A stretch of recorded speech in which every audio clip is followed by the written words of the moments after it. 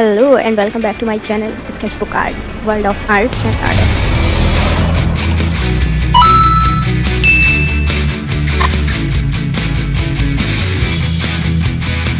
तो एक सवाल जो हर आर्टिस्ट के मन में होता है और सभी लोग ये सोचते हैं कि हमें पेंसिल्स कौन सी यूज़ करनी चाहिए।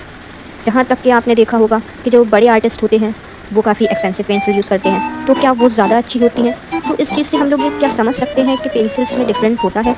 क्या पेंसिल अलग अलग क्वालिटी की होती हैं?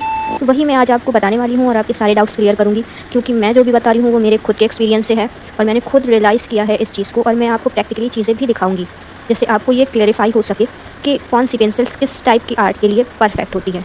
तो जुड़े रहें लास्ट तक के, और don't forget to like and subscribe. जैसा कि आप देख सकते हैं ये सब मेरी पेंसिल्स हैं जो मैं यूज़ करती हूँ, और इन सब का रिव्यू मैं देने वाली हूँ आपको, और साथ में ये भी बताऊँगी जो मेरे ये आर्ट वर्क्स हैं इनमें मैंने कौन सी पेंसिल्स का यूज़ किया है और वो पेंसिल मैंने किस रीज़न से यूज़ करी हैं वो भी मैं आपको बताने वाली हूँ। तो मैं एक चीज़ आपको बताऊँ कि मैं ऑब्जेक्ट ड्राइंग के लिए अलग पेंसिल यूज़ करती हूँ और फेस स्केचिंग के लिए अलग पेंसिल यूज़ करती हूँ, और वो क्यों यूज़ करती हूँ ये भी मैं आपको बताने वाली हूँ। मुझे इनमें एक बेसिक डिफरेंस लगता है जिस वजह से मैं इनको अलग अलग यूज़ करती हूँ। तो मैं जब आपको रिव्यू दूँगी तो मैं आपको ये भी बताऊँगी कि कौन सी पेंसिल की क्वालिटी किस हिसाब से परफेक्ट है एज अ ऑब्जेक्ट ड्राइंग और एज अ फेस स्केचिंग। तो चलिए स्टार्ट करते हैं। सबसे पहले मैं आपको अपनी पेंसिल्स के बारे में बताऊँगी और उनका रिव्यू दूँगी।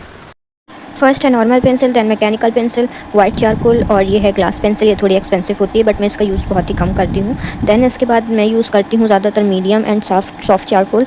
और इसके बाद मेरे पास है कैमलिन की पेंसिल। इसको मैंने काफ़ी ज़्यादा बार यूज़ किया है और ये मुझे पसंद भी है, और क्यों पसंद है ये मैं आपको बताऊँगी बाद में। और इसके बाद फेबर कैस्टल है, इसके भी मुझे शेड अच्छे लगते हैं, और कैमलिन का ही शेड है जो नया है वो भी मैंने रिसेंटली बाई किया था, और इसका कैसे मेरा एक्सपीरियंस रहा वो भी मैं आपको बताऊंगी। इसको मैंने यूज़ कम किया है न्यू शेड को। तो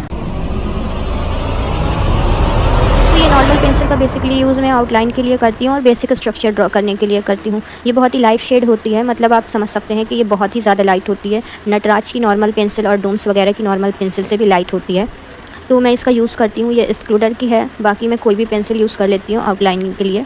दैन इसके बाद है मैकेनिकल पेंसिल।